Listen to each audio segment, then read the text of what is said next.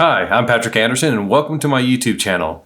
This is the first video in a series of videos that I'm planning on doing on WordPress, Google Cloud, WordPress plugins, WordOps, all the good stuff that you need to host your own websites. If that's of interest to you, make sure you subscribe, and while you're at it, go ahead and give this video a thumbs up. In this video, I'm going to be doing an install of WordPress onto Google Cloud using Google Compute Engine and WordOps.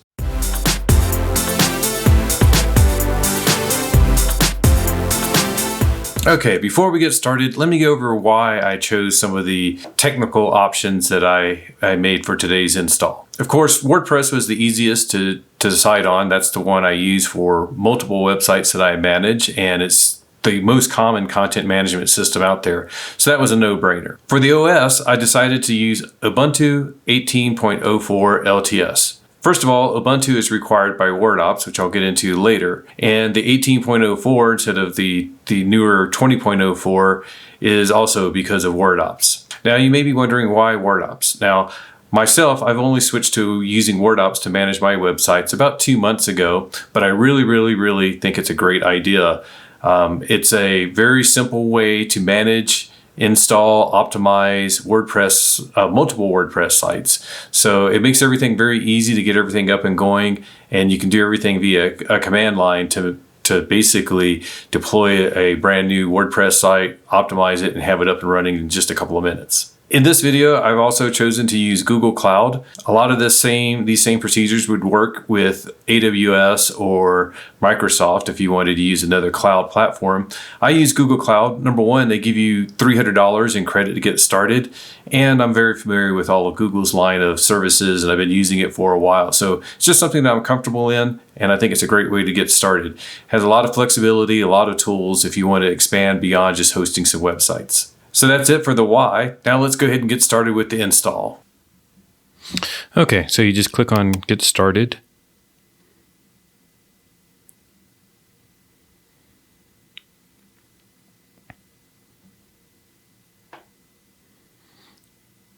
You have to agree to the terms of service.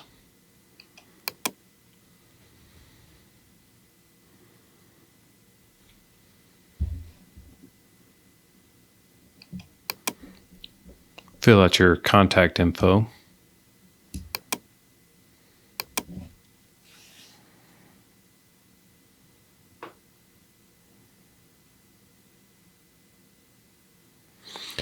And you need to have a payment method.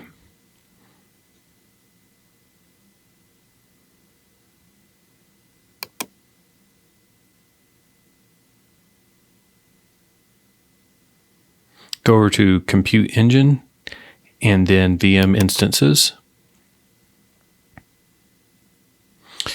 As you can see, it's still getting Compute Engine ready because you just set up your account.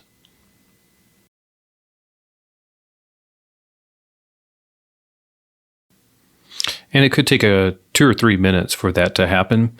After that, you'll have the dialog box pop up so you can create your instance.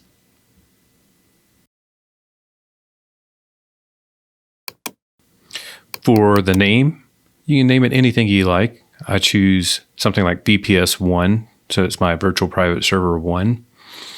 The region you can leave as is, but like if you're on the East Coast, you might want to select East Coast. The series E2 is like your lower end, and you can go with something like a small, medium, or micro. For this tutorial, we'll use small. We're going to change the boot disk to Ubuntu and select 18.04 LTS. 20.04 LTS is out, but WordOps doesn't support that yet, or it's still in beta. And I changed my disk size to 20 gigs. And you have an option between an SSD or just a standard disk. SSD disk will cost you a little bit more in money, but for your OS, for like a web server, I think the benefits are worth it to have a SSD. It's a lot faster. For now, just because it's a demo, I'm doing a standard disk. You want to, of course, allow your web traffic, HTTP and HTTPS. And here are some of the advanced options that you can scan over and select if you need any of these.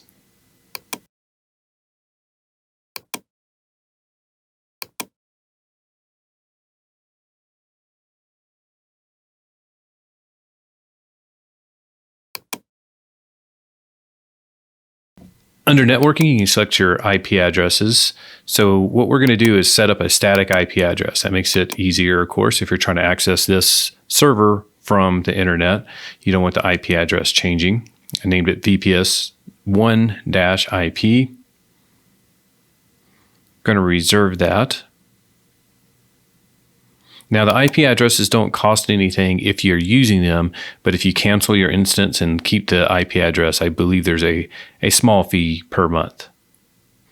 And it assigned me an IP address automatically from the Google range. And that IP address is what I would use in my DNS entry or for my domain settings to set up the website. So now it's creating, and this is another part where it'll spin and it's doing its stuff in the background. And what's really cool about this is like it's installing Ubuntu for me. Like it's going to be completely set up once it's done provisioning the instance. And now it's ready. So now I can connect to the instance using SSH.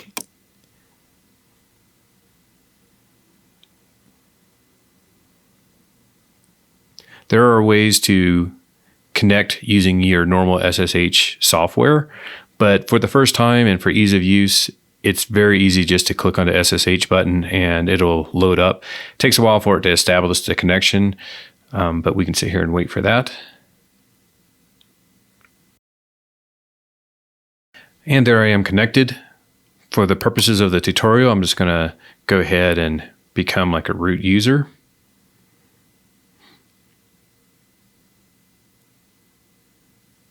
First thing I want to do is make sure everything is up to date. So I'm going to apt-get update.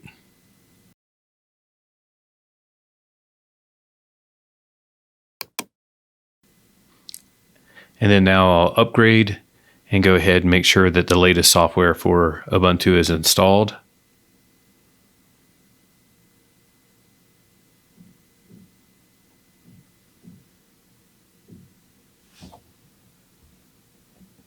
Now it's time to get the WordOps software downloaded.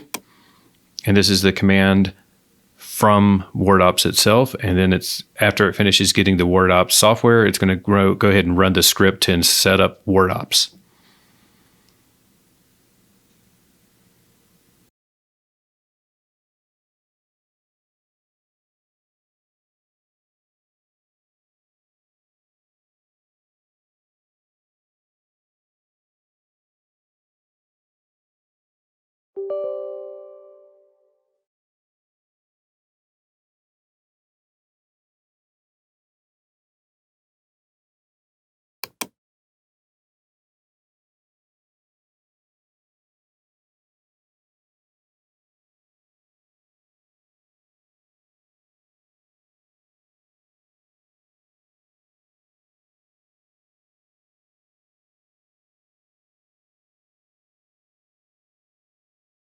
And that's it. So now it's completely installed for the base framework, and it gives you some tips on things that you can do to go ahead and start with the next steps.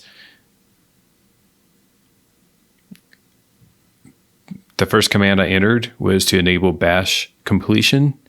And then now I'm going to install the WordOps stack, which includes, of course, your standard LIMP stack, which is Nginx, MySQL, or MariaDB, and PHP.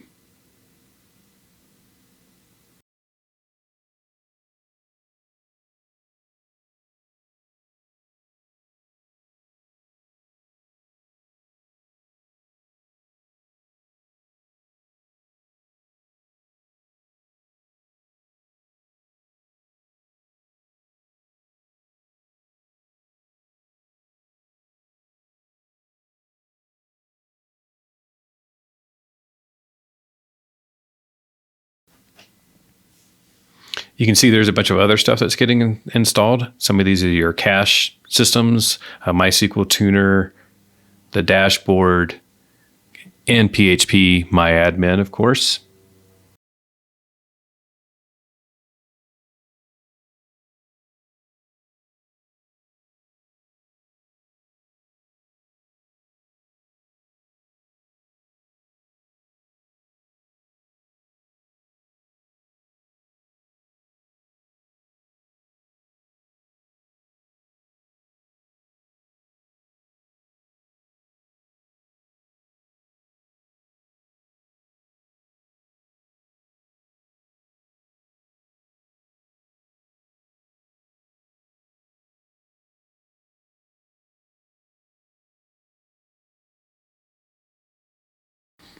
And now it's finished installing everything and gives me my username and password for the control panel. Now, because it's operating on port 22222 by default, I need to create a firewall rule on Google Cloud so that I can access that from outside the Google network.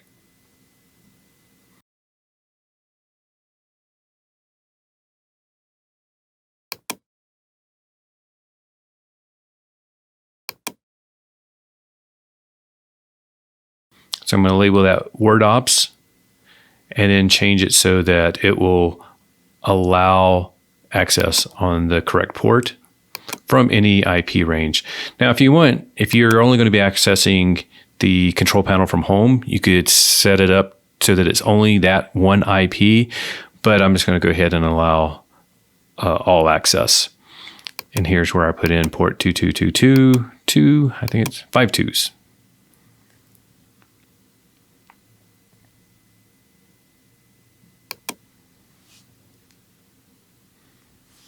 After it creates the rule, I should be able to connect to the WordOps control panel.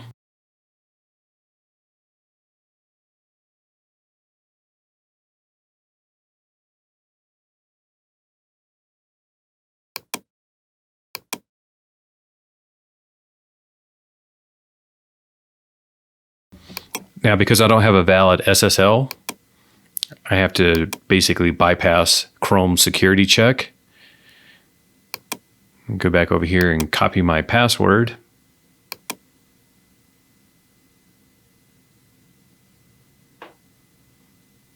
And the username is WordOps, and the password is the one that they issued during the setup.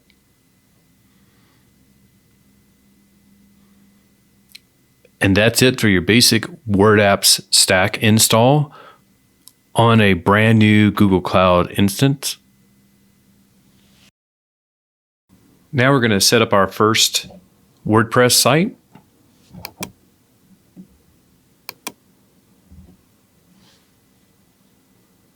So I'm going to create the site, and I'm using the options WP Redis, so it'll set up a Redis cache, and I'm installing it on PHP 7.3.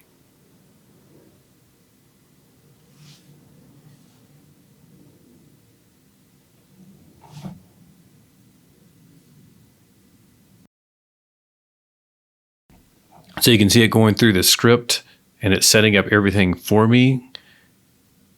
And when it's done, it gives me my admin username as well as password and how I can log in, as well as the information on the Redis object cache.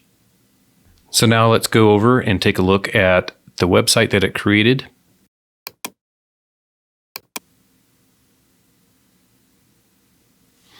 And there we go. A basic WordPress install. It's not secure yet. I don't have an SSL certificate installed, but it's up and running, and you can see that I had a couple of spikes of CPU usage while it was doing the install, but that's it. Everything is set up and ready. That's my first WordPress website, and if I want to add others or add SSL, I can continue along and we can do that as well. So that's it for this video. Go ahead and hit subscribe if you want to get more WordPress Google Cloud videos in the future. I plan on showing you how to add SSL, do maintenance, add certain plugins, manage multiple WordPress websites from one interface, all of that and more. So again, make sure you subscribe, and I'll see you soon.